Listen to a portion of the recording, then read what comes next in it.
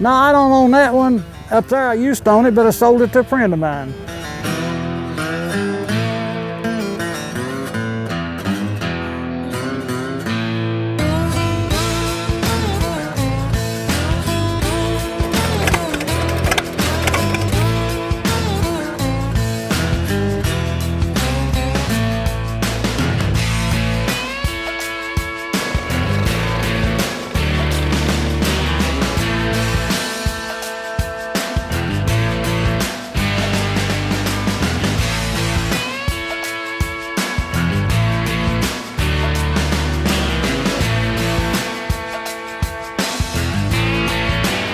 This tractor was bought new in 1958.